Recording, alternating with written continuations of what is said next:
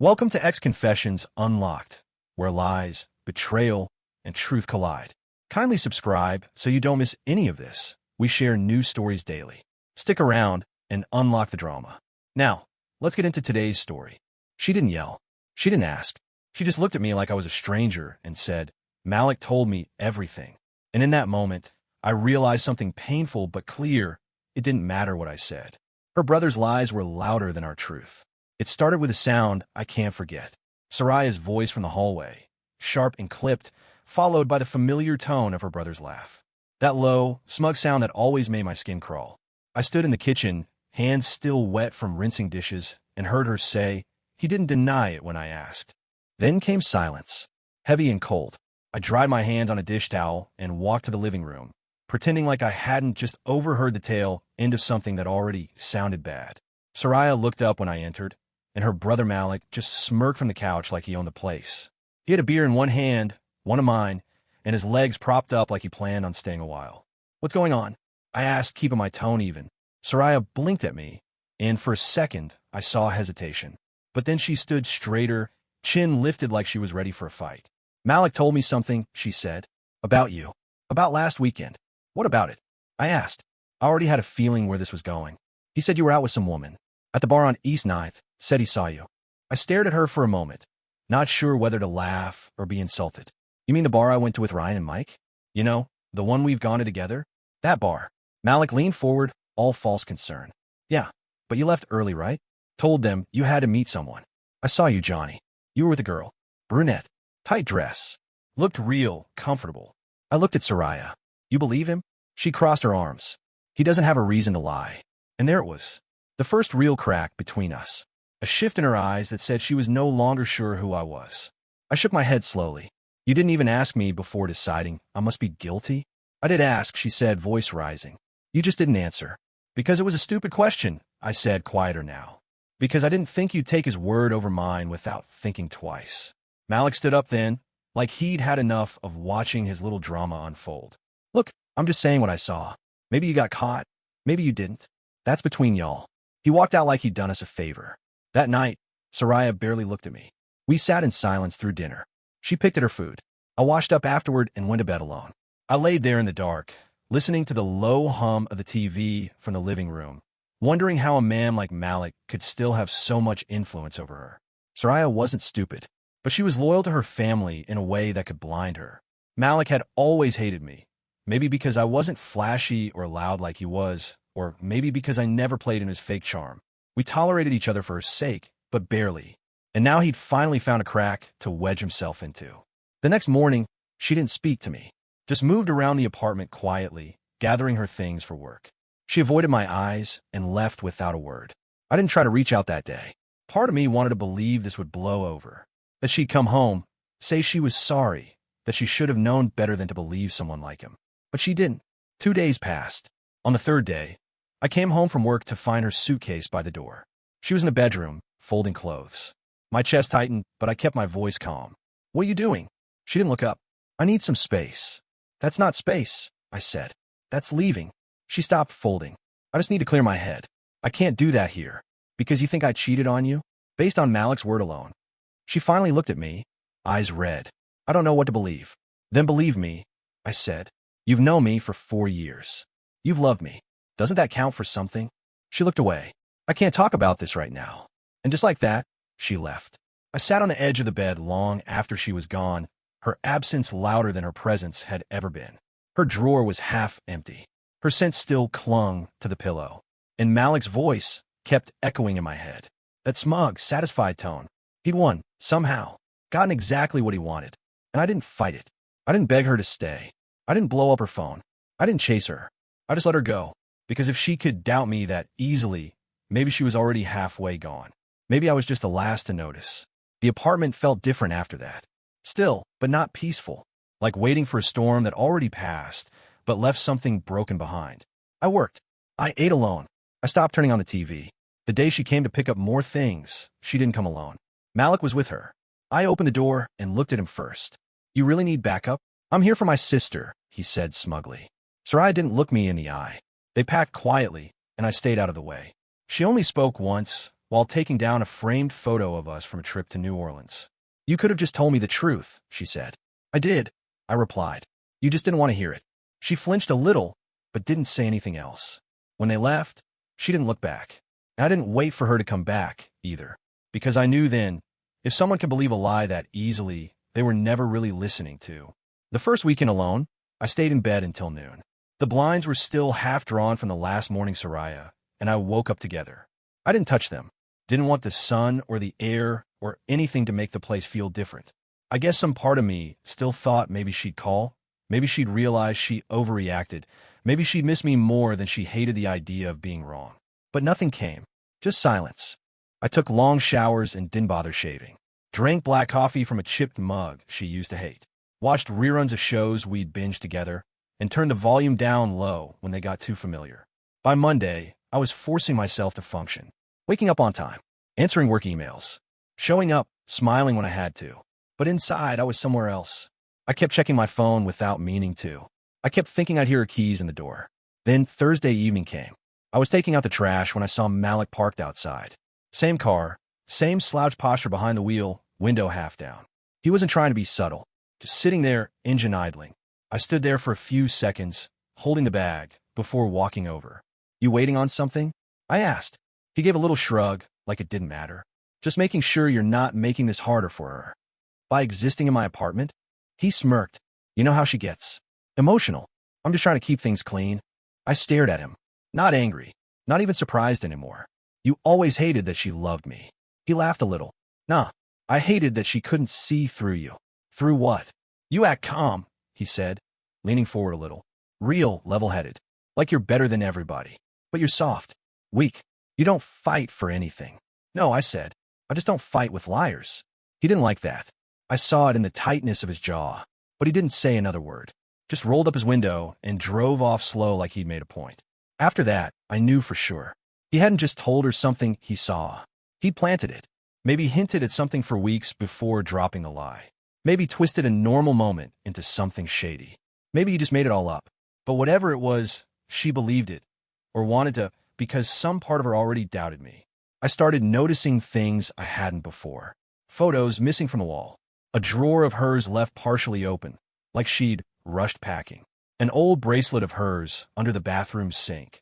Thin and silver, the kind she wore all the time. I picked it up and stared at it for a while, wondering if she'd notice it was gone. A week passed. Then two. Still no word. I wasn't numb exactly. Just tired. Tired of replaying every conversation, every touch, every good morning that now felt like a setup for this moment. It wasn't just about Malik. Not really. He might have lit the match, but something in our foundation had been dry and waiting to catch. I started going for long walks at night. No music, just the sound of my footsteps and the wind moving through the trees along our block. It helped a little. I'd pass other couples sometimes, hands held, heads tilted together, and I'd get this odd feeling, not quite envy, more like grief. It wasn't just Soraya I missed. It was who I was when I was with her, or who I thought I was. About 3 weeks after she left, I ran into Ryan outside the grocery store. He looked at me like he wasn't sure if he should hug me or apologize. "Man," he said, "you okay?" I nodded. Getting there. We stood by the carts for a minute before he said, "You know Malik's been running his mouth, right? Wouldn't expect anything less. He told Nate you got caught texting some girl. Swears he saw the messages." I laughed under my breath. "That's new." Ryan gave me a look. "I told Nate that was bull. I was with you that night. We both saw Malik. He left before we did. No girl. No messages. Nothing. Doesn't matter," I said. "She already chose." Ryan shook his head slowly. "She used to love the hell out of you." "I know. Guess that makes it worse, huh?" I didn't answer. Back at home, I sat with that conversation for a while. I realized something that night. It wasn't just the betrayal that hurt. It was the erasure. The way years could be rewritten in someone else's head so easily. Like none of it had mattered. But it had, at least to me. The next morning, I packed up the rest of her things. Boxed them carefully. Folded her sweaters neatly. Wrapped the ceramic owl mug she used every weekend in newspaper. It wasn't about hoping she'd come back. It was about clearing space. Not just physically, mentally, emotionally. I didn't text her. I left the box with the front desk at her job. No note. No drama. That evening, I got a single message. "Thanks." Nothing else. And I didn't reply. Because by then, I had nothing left to explain. About a month after she left, I stopped waiting to feel like myself again. There's this quiet lie we tell ourselves after a breakup, especially one we didn't choose, that we just need time, and eventually we'll go back to how we were before. But the truth is, there's no going back. There's only through. And once you get through it, you're not the same. I wasn't. I started doing small things to reclaim my space. Rearranged the living room furniture. Donated the throw pillows she picked out. Took down the art I never liked but said nothing about. I bought a new shower curtain. It sounds dumb, but standing there under hot water, not staring at that leafy green print she loved, felt like I was starting fresh. I guess healing sometimes looks like plastic and polyester. One Sunday, I ran into her mom at the farmer's market. I tried to avoid places where I might bump into someone from her side of the family, but I'd gotten lazy that day. She was by the honey stand, holding a jar like it might sting her. "Johnny," she said. Her voice was soft, surprised. "Hey, Mrs. H." She reached out and touched my arm gently. "You doing okay?" I nodded. "Yeah, getting there." She hesitated. "She misses you." I didn't say anything. She doesn't know how to say it. Or maybe she thinks it's too late. I gave a small, careful smile. Maybe it is. We stood there in silence for a few seconds. The breeze lifted her scarf, and she tucked it back down with slow fingers. "I never believed what Malik said," she told me. "I just want you to know that." "Thank you." She made her own choice, though. Yeah, she did. I walked away feeling hollow and heavy at the same time. Her mom was kind. Always had been. But her words didn't bring relief. They just confirmed what I already knew. Soraya hadn't been tricked into leaving me. She just believed what was easiest to believe. And maybe she'd been looking for a reason to stop believing in us long before Malik handed her one. A week later, I found one of her old notebooks buried in the closet. Spiral-bound, soft blue cover with faded edges. She used to journal in it late at night, sometimes while I was half asleep next to her. I opened it, telling myself I'd only glance. But one page stopped me cold. I keep feeling like I'm waiting for Johnny to change. He's good, so good, but something's missing and I don't know what. Or maybe I do, and I'm scared to say it out loud. That was dated 7 months before she left. I closed the notebook, placed it on the shelf without reading more. There was no anger in me, just clarity. She'd been gone long before her suitcase ever hit the floor. One evening, I got a text from a mutual friend, Maya. We hadn't spoken much since the breakup, but she reached out gently. "Hey, just wanted you to know. I ran into Soraya at Malik's party." She looked miserable. I stared at the message. Read it 3 times, then put my phone down. What was I supposed to do with that? People can miss you and still not be good for you. They can regret what they did and still never really apologize.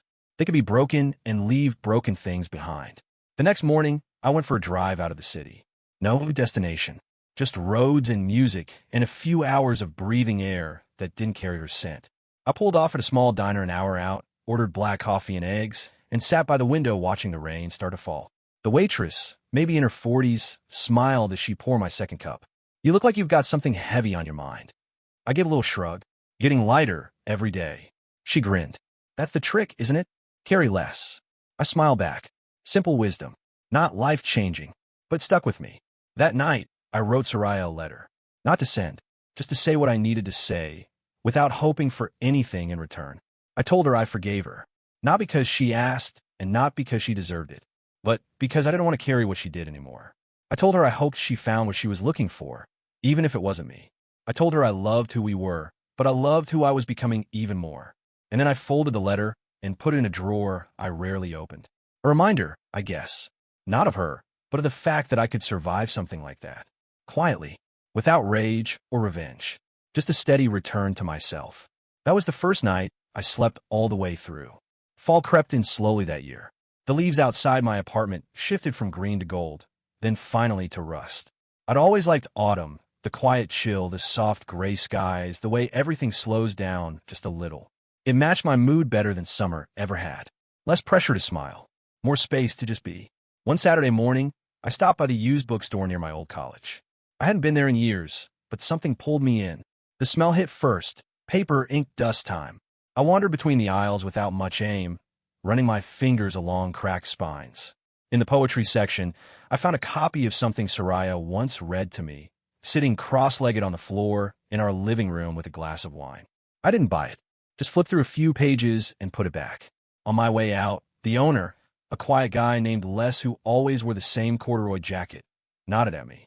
Haven't seen you in a while. Life's been loud. He smiled like he understood without asking. It usually gets quiet again. Just gotta wait out. Outside, the wind had picked up. I zipped my jacket and walked the long way back to my car. There was a group of kids playing tag near the church parking lot. Their laughter cut through the air like bells. I stood there for a second, letting it wash over me. That night, I found myself thinking about forgiveness again. Not just hers. Mine. For myself. I used to wonder if I should have fought harder. Raised my voice. Slammed a door. Demanded proof. But the truth is, I don't think any of that would have changed what happened. Malik didn't do this alone. Soraya didn't just trip and fall into mistrust. Something between us had thinned over time. It cracked the moment pressure was applied. And maybe that's okay. Not every loss is a failure. Some are just completions. About 2 weeks later, I bumped into Malik at a gas station on the other side of town. I almost didn't recognize him. He'd grown a beard, scruffy and uneven. Looked thinner, too. More restless. He saw me and froze for a second. Then gave this forced smirk, like he wasn't sure what role to play. "Johnny," he said, nodding. "Malik." A pause. He leaned against his car, arms crossed. "Didn't expect to see you around here. Didn't plan on it." He looked like he was about to say something else, but I cut in. "You lied," I said. No anger in my voice. Just truth. His eyes narrowed. "You still on that?" I was never off it. He looked away, jaw tightening. She believed what she wanted to believe. "I know. You were never right for her." "Maybe. But at least I was honest." He didn't respond. I turned to leave, then stopped. "You know, Malik, all that work you did try and pull us apart, you got what you wanted. But it didn't make you better. Just bitter." I didn't wait for a reply. Driving home, I felt calm. Not triumphant. Not even satisfied. Just released. Like I'd finally put something down I'd been dragging behind me for too long. Later that week, I started seeing someone. Not seriously. Just coffee, a few long walks, late night talks about nothing and everything. Her name was Nadine. She was quiet but sharp, with a sense of humor that came out sideways. I never told her about Soraya. Not at first. Didn't want to cloud what we were building with ghosts. But one evening, sitting on a park bench with our breath visible in the cold, she looked at me and said, "You ever been in love?" I thought for a while. "Yeah," I said. "Once." She nodded, not asking more. And I was grateful for that. It was the first time I'd said it out loud. I didn't mean it in a still in love kind of way. Just an acknowledgement. I had loved. Deeply. And lost. And survived. That matters. Not everything has to be a war. Not everything broken needs to be fixed. Sometimes the strongest thing you can do is walk away before you're dragged under. One afternoon, I got a voicemail from Soraya. Her voice was hesitant, soft. "Hey, I don't really know what I'm hoping for with this. Just, I've been thinking about you. About us. And I know I hurt you. I know I made a mess. I'm sorry, Johnny. Really." She paused, then added, "I hope you're okay. You deserve to be." I didn't call back. It wasn't cruel. It wasn't cold. I just didn't need anything from her anymore. Not closure. Not apology. Not even friendship. I was finally whole without her. And that was enough. It's been over a year now. Time doesn't heal everything, like people say. It doesn't erase or undo. But it does give things room to settle. Like dust after a storm. The pieces don't always go back where they were, but eventually, you can see clearly again. I moved. Nothing dramatic, just a different side of the city, closer to the river. My new apartment's smaller, but it fits me. There's a little balcony where I drink my coffee in the mornings and listen to the world wake up. Sometimes I watch the joggers and the couples walking their dogs. The ones who don't know they're being watched. It's peaceful. I've been working with my hands more. Built a bookshelf from scratch. Sanded it, stained it, fit every screw in place with care. There's something meditative about creating something real, something no one can twist or take away. It doesn't have to be perfect. It just has to be mine. I still think about Soraya, but not in the way I used to. Not with ache or hope or questions. She's a part of my story, like a chapter you don't skip but don't reread either. A necessary stop on the way to somewhere else. The last time I saw her was by chance. I was picking up a friend from the airport, standing by the arrivals gate, scrolling through my phone. I looked up, and there she was, maybe 20 feet away, pulling a small Navy suitcase.